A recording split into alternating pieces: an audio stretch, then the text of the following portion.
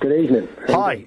No, it's interesting because we were going to invite you on the programme anyway at some point over the next weeks to sort of debate these kind of issues, not knowing that obviously what has happened today and all the rest of it. But we've sort of moved this hour into the issue of well, I guess, where Islam sits within the bigger picture of this. Many Muslims countering the idea that this is carried out in the name of Islam and offended by it. And, of course, you come into this debate because founder of the EDL, no longer with the EDL, but you're doing other things now. I guess, it's reasonable to say you are sort of very much, you live in the middle of this debate, Tommy.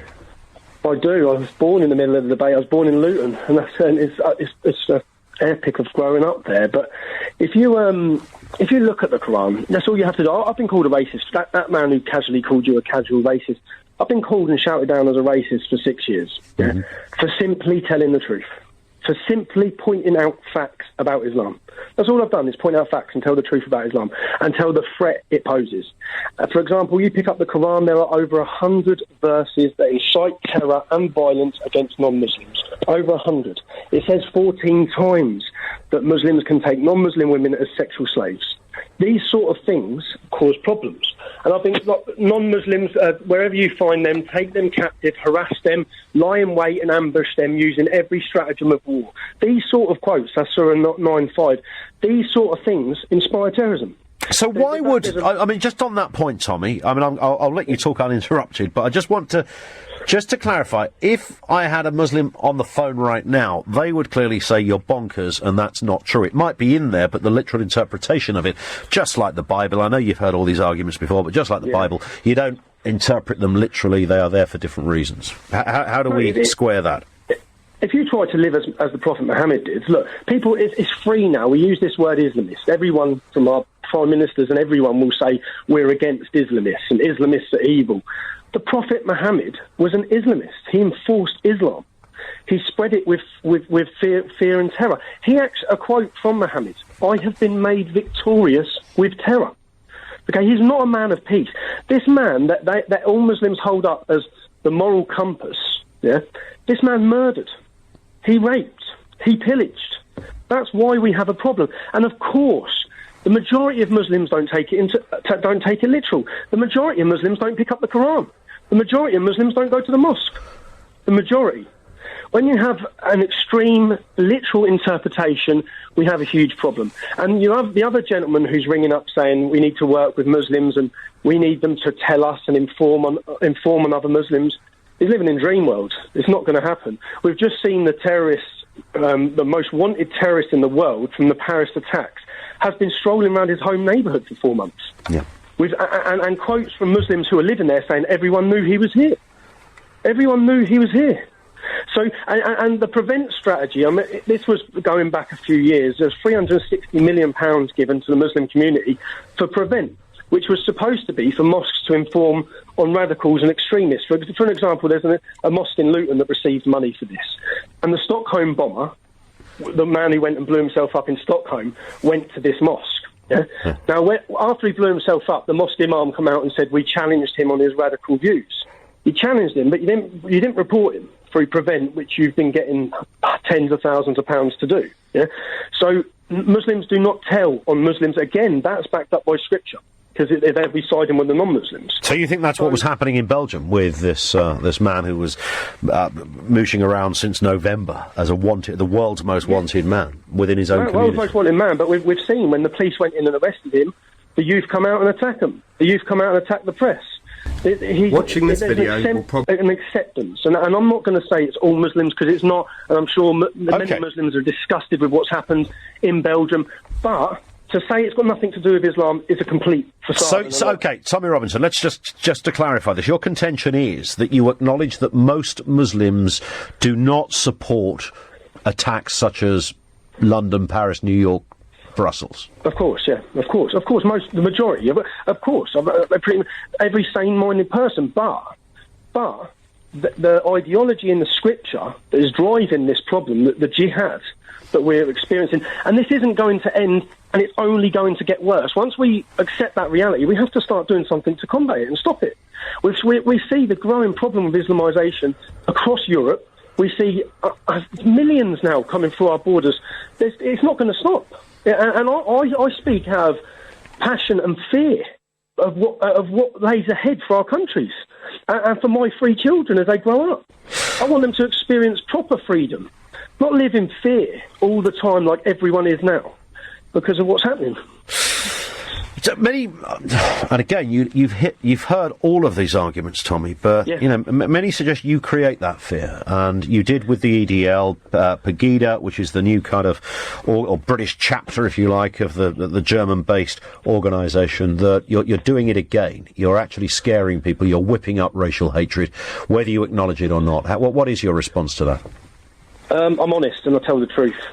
And the truth has become hate speech somehow. We're shouted down for telling the truth. But people may not like hearing it, but it's still the truth. All the things I say, like everything I've said in this conversation, I'm not even giving my opinion. I'm talking about facts. Facts about Muhammad, facts about Islam, facts about what's in the Quran. Well, talking of Muhammad, a different Muhammad, a caller from Woking, he wants to put a point to you, Tommy, if that's all right. Yeah. Muhammad, good evening. What are your thoughts? Good evening there. I was just listening to this and I just felt compelled to ring in because I heard something along the lines of that the Prophet Muhammad spread Islam by invading other countries and basically by using terror. I'd just like to enforce. Islam by... I quoted Muhammad. That's a quote from Muhammad. I've been made victorious through terror. No, I don't understand what you've just said. You don't understand it. The Prophet Muhammad said, I've been made victorious through terror. I've been made victorious through terror? Yeah, through terror. And can you quote if we go to if we're on the topic of the Prophet Muhammad, then certain scriptures, if you the biography of Muhammad by Ibn Ishaq, I picked up that biography to find out what I could about the man who founded Islam. When I picked that up, I read about him torturing a man called Kinana. He tortured him for his gold, set fire to his chest, tortured him for his gold, and then so I don't understand what logic Muslims can have to talk out about this. That's what he did, and then there was a Jewish tribe who surrendered themselves, 600 of them, and he pulled the pants down and seen who had started puberty, and anyone who started puberty was killed. And then he took the leader of that Jewish tribe's wife, Sophia, that night, and he married her. Well, which, quote, married her, basically raped her that night. Now, when I read that, I'm disgusted. And that's not me, that's in Islamic scripture. So, and the more I read, the more concerned I've become, the more dedicated I've become, because we face huge problems. And the reason why I quote, when he pulled the pants down to see if they'd started puberty, the Peshawar school attacks in Pakistan by the Taliban, that's what they did. That's what Muslims did when they done the Beslan massacre, to see if they'd started puberty. And they'd done that because that's what Muhammad did. Mohammed, how do you respond to what Tommy is saying here? I very respectfully disagree. I don't know where Tommy might have read that, because... I just told you, Ibn Ishaq is one of the most renowned biographies of Muhammad. Written by Ibn Ishaq. That is one of the most fundamental core biographies of your prophet. And it's across the Islamic world. It's the main doctrine for his life. Yeah, I'm not denying that. Just because someone's written a book and that's been written about the prophet, it doesn't necessarily mean that's true, because I'm a Muslim. So you pick and choose the good bits of what Muhammad did to you. Well, no, I just want to make one point. I'm a Muslim, and I've been a Muslim all my life, and I live in the UK, and I think I enjoy life as a Muslim in the UK more than I did from where I come from. So, but this is the point that I want to make. Prophet Muhammad, the story that I've been reading about Prophet Muhammad was completely not in line with what you've just said. You know, the stories that I've read are of... Okay, so Mohammed, is the interpretation I'll put this back to Tommy in a second. Is it about the interpretation of the Quran? Is that, or the life of Muhammad? What is the issue here? Is it open to interpretation, or is there just a one-dimensional way of reading Quranic verse? Yeah, if it's a biography, well, it depends on who's written the biography. What about the Quran itself? Tommy was quoting some lines from the Quran. How do you respond to that? The unsavoury ones. Absolutely. So the Quran itself is written in what is known as classical Arabic. Now, I can read Arabic, and I would have to, just to understand one phrase, spend about 5-10 minutes going into the history of that phrase, in what context that phrase has been used. All right. So, Tommy, you've got it slightly wrong because you haven't spent enough time studying Arabic, and you need to do that in order to understand the context. In the Quran, it says you can take outside your 4 wives whatever your right arm possesses, the arm of the sword, which is the sexual slavery. This is what Boko Haram, this is what ISIS all publicly tell us. This is why we're taking Yazidi women as sexual slaves, because Allah has commanded us to do so. Yeah, that's in there. So when you get a verse like that, that's a problem. Because Prophet Muhammad legalised and said it's okay to take non-Muslim women as sexual slaves. Mohammed, what do you say to that? Do you think it's okay to take non-Muslim women as sexual slaves? Sorry, say that again. Do you think it's okay as a Muslim to take non-Muslim women as sexual slaves?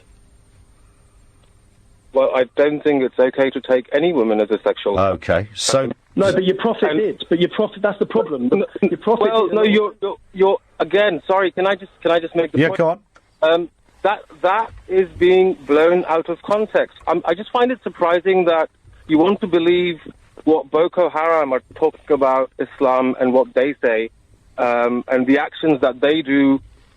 You find that as representation of Islam, but here I am. I don't find that as representation. When I pick up the Quran and I read a verse and I see a whole town with 1,400 young girls have been taken as sexual slaves in my own country, when my cousin was taken as a sexual slave and groomed, and then I pick up a book and I see 14 times that it says clearly, it's not down to interpretation, it says clearly, outside of your 4 wives, you can take whatever your right arm possesses, i.e. slaves. So in what context is that? Because the Prophet Muhammad took slaves. So, Mohammed, just a final point from you. What context do you think that is? And I appreciate you're not, the onus isn't fully on you to interpret every aspect of the book, but you happen to be in the conversation here. What are your thoughts? I'm just going to conclude by saying this. Boko Haram abducting 1,400 Muslims represent a minuscule percentage of Muslims all over the world. But Tommy's point is that they are carrying out the kind of things that the Quran gives the green light to. How do you respond to that? They're not, because they are taking what is in the Quran and in the most extremist sense, out of context. All right, listen, Mohammed, I have to stop you there, just because we hit the clock. Tommy Robinson, thank you. You didn't frankly have the balls to put country before party.